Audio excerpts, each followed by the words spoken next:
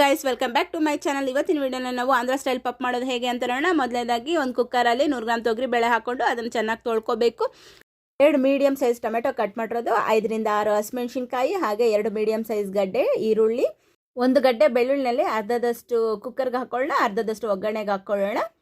ಹಾಗೆ 1/2 table spoon ಅಷ್ಟು ಅರಿಶಿನ, ಹಾಗೆ ನೆನೆಸಿಟ್ಟ ಹುಣಸೆ ಹಣ್ಣು, ನೀರನ್ನು ಸೇರಿಸ್ಕೊಂಡು ಎಲ್ಲ ಹಾಕ್ಕೊಂಡು ಅದನ್ನು ನಾವು ಕುಕ್ಕರ್ಗಿಟ್ಟು 3 ವಿಸಿಲ್ ಕೂಗಿಸ್ಕೊಳ್ಳೋಣ. ಸ್ವಲ್ಪ ಮೀಡಿಯಂ ಫ್ಲೇಮಲ್ಲೇ ಕೂಗಿಸ್ಕೋಬೇಕು, ಯಾಕಂದರೆ ಹುಳಿ ಹಾಕಿರೋದ್ರಿಂದ ತುಂಬಾ ಚೆನ್ನಾಗಿರುತ್ತೆ. ಮೆತ್ತಗಾಗಬೇಕು ಬೇಳೆ ಎಲ್ಲ. ನೋಡಿ, ಈ ರೀತಿ ಇದ್ದರೆ ಸಾಕು.